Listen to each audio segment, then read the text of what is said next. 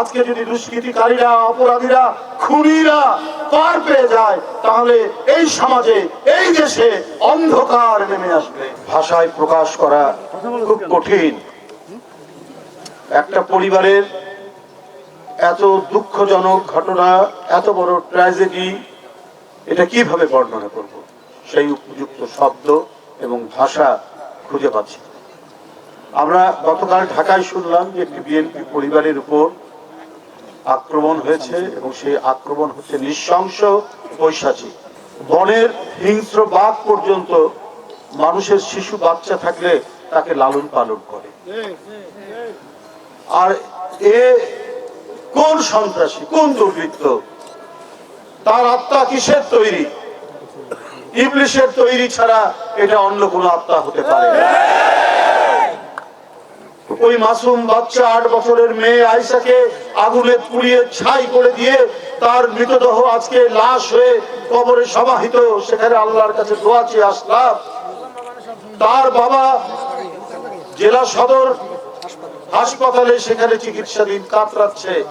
পোড়ার যন্ত্রণা যে কত কঠিন, কত ভয়াবহ, কত বেদনাদায়ক, এটা ভাষায় প্রকাশ করা যায় না। তার আর 2টি মেয়ে, একটি চিকিৎসা থেকে আল্লাহর রহমে কিছুটা বেঁচে উঠেছে, সে তার চাচার সাথে আছে। আরেকটি মেয়ে জীবন মৃত্যুর সন্ধিক্ষণে লড়াই করছে। স্মৃতি, বিথি, আয়েশা, তার মায়ের কোলে 2টি শিশু বাচ্চা দেখে আসলাম। কি করবে এই পরিবার? কি করবে যে কাতরাচ্ছে এই সদর হাসপাতালে লক্ষ্মীপুরে? কে দিবে তাদের সান্ত্বনা? কে তাদের সহায় হবে? কে তাদের রক্ষা করবে ভবিষ্যতে?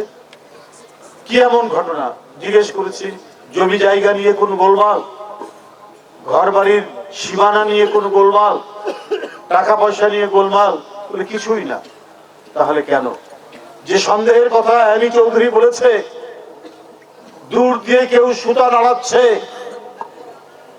আমরা যে পুতুল খেলার দেখেছি আজকে বিভিন্ন সময় হাটে ঘাটে মেলায়, সেই পুতুল নাচ নাচাচ্ছে কেউ, কোন সুতার টান দিচ্ছে কোথাও থেকে। তাহলে কেন?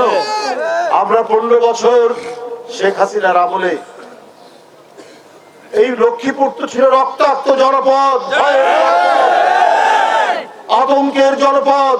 এই লক্ষ্মীপুর ছিল সমস্ত থানাগুলি, এখানে যেন মনে হতো যারা ক্ষমতাসীন তাদের মধ্যে মনুষ্যত্ব এবং মানবতা বিলুপ্ত হয়ে গেছে। কাউকে ছাদের উপর থেকে ফেলে দেওয়া হয়েছে, কাউকে পায়ে ঠেকিয়ে, সাবুর পায়ে ঠেকিয়ে গুলি করা হয়েছে। শহীদুদ্দিন চৌধুরী, অ্যানি এবং খায়ের ভূঁইয়া, এরা জীবন হাতে নিয়ে এখানে আসতো। ঢাকাতে শহীদুদ্দিন চৌধুরী অ্যানিকে এদেরই বসম্বদ ছাত্রলীগের গুন্ডা পান্ডারা আক্রমণ করে তার মাথা, হাত, পা জখম করে অনেকদিন সে হাসপাতালে থাকলো। এদের অত্যাচার, এদের নৃশংসতা, এদের ভয়াবহতা, এদের রক্ত পিপাসু, এদের চেতনা, এইটা সারা বাংলাদেশকে একটা মৃত্যু পরিণত করেছিল, একটা কবরস্থানে পরিণত করেছিল।